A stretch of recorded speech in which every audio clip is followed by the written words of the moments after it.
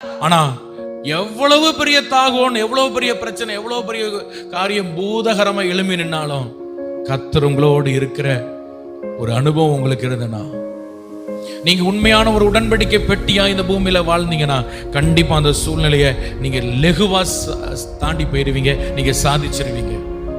ஹல்லேலூயா. எனக்கு பிடித்த தெய்வ மனிதர்கள் ஒருவர் உண்டு. அவர் பேர் பென்சன் இடகோசா. ஆப்பிரிக்கா தேசத்துல ஊழியம் செய்த ஒரு மனுஷன். அவர் பாருங்க, அவர் பயங்கர வல்லமையான ஒரு ஊழியக்காரர்.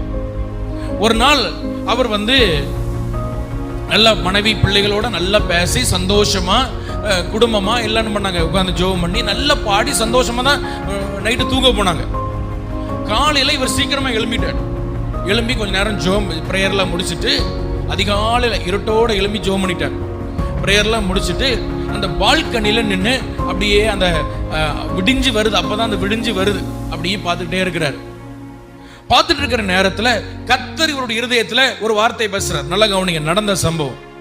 கர்த்தர் இவருடைய இருதயத்துல ஒரு வார்த்தை கொடுக்கிறார், ஒரு வாக்குத்தத்தத்தை கொடுக்கிறார். இது கர்த்தர் உண்டு பண்ணின நாள், இதிலே களி கூர்ந்து மகிழ கடவோம். இது ஆண்டவர் அவர் இருதயத்துல பேசுறார். அப்ப இவர் நினைக்கிற இந்த நாள் எப்படி இருக்கும் நமக்கு அப்படின்னு யோசிச்சுட்டு இந்த பக்கம் திரும்பி பார்க்கிறாரு. மனைவி அப்பதான் இறங்கி நடந்து வராங்க. நடந்து வரும் பொழுதே அவங்க நடையில ஒரு தடுமாற்றத்தை பார்க்கிறார். நடந்த சம்பவம் கவனிங்க. இவர் கவனிக்கிற என்ன வித்தியாசமா நடக்குதால, ஒரு மாதிரி சோர்வா நடக்கிறாளேன்னு பார்த்துட்டு என்னம்மா ஆச்சுன்னு கேட்டு முடிக்கக்குள்ள அந்த அம்மா பொத்துன்னு கீழே விழுந்துச்சு.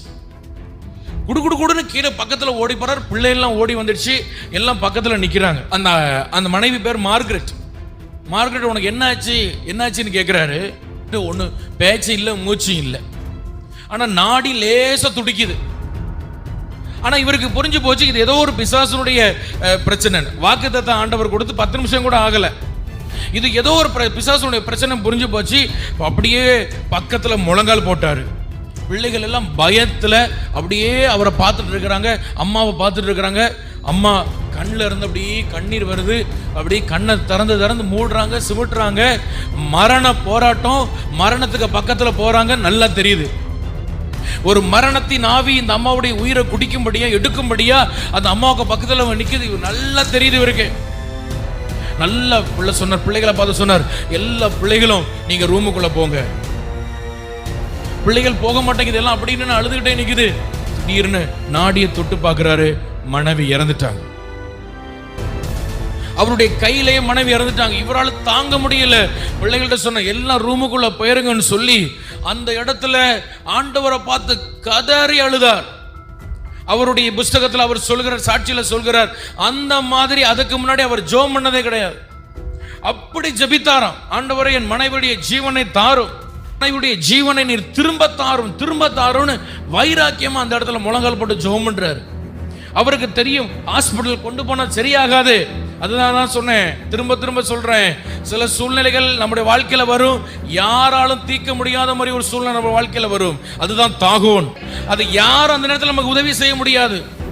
கர்த்தர் ஒருவர் நம்மோடு இருந்தா மட்டும்தான் அந்த சூழ்நிலை நம்மளால ஜெயம் எடுக்க முடியும். இவருக்கு நல்லா தெரிஞ்சிட்டு இது ஒரு மரணத்தின் ஆவி. ஹாஸ்பிட்டல் தூக்கிட்டு போனா இந்த அம்மா உயிர் பிழைக்காது, டைம் தான் வேஸ்ட் ஆகும். முழங்கால போட்டு கத்துறாரு, அழுறாரு.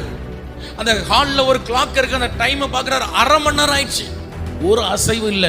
கை குளிர்ந்துட்டே போகுது, உடம்பு இன்னும் குளிர்ந்துகிட்டே இருக்கு. திடீர்னு ஆவியானவர் அவருக்குள்ள சொன்னார், ஒரு வார்த்தை சொன்னார், நீங்கள் நின்று கொண்டு கர்த்தருடைய ரட்சிப்பை பாருங்கள். அல்லேலூயா. பென்சன், நீ இப்ப ஜெபிக்காத, அமைதியா இரு. இவ்வளவுதான் ஆவியானவர் சொன்னார். இவருக்கு ஆச்சரியமா இருக்கு. மனைவி செத்து கிடக்குறா, ஆவியானவர் உள்ள சொல்லுதார், நீ அமைதியா இரு. இருந்தாலும் ஆவியானவருக்கு இவரால் இருக்க முடியல. ஆவியானவருக்கு கீழ்ப்படிஞ்சு 2-3 நிமிஷம் அமைதியா, மனைவி கையில இருக்கிறாங்க, செத்த பிரேதமா அமைதியா அப்படியே இருக்கிறாரு. ஆவியானவர் திரும்ப சொல்றாரு, அவங்க வாயில உன் நாசி மூச்சை ஊது. உடனே அப்படியே மூக்க பிடிச்சி உஃபுன்னு ஊதுனாரு. 2-3 வாட்டி ஆண்டவர் சொன்ன மாதிரியே ஊதினாரு. இயேசுவின் நாமத்தில் உனக்கு ஜீவன் வரட்டும், இயேசுவின் நாமத்தில் உனக்கு உயிர் வரட்டும், இந்த மரணத்தின் ஆவியை நான் கடிந்து கொள்றேன் சொல்லி ஊதுறாரு. கரெக்டா 5 நிமிஷத்துல இந்த அம்மா கண்ணை திறந்துட்டு கை உயர்த்தி ஆண்டவரை மகிமைப்படுத்தும். ஹல்லேலூயா. அப்ப சில நேரங்களில் சில சூழ்நிலை நம்முடைய வாழ்க்கையில வரும். இந்த தாகோன் போன்ற சூழ்நிலைகள் நம்மை முகத்துக்கு முகம் எதிர்த்து நிற்கும். சர்வ வல்லவர் நம்மோடு இருந்தால் மட்டும்தான் அந்த சூழ்நிலை நம்மளால் ஜெயம் எடுக்க முடியும்.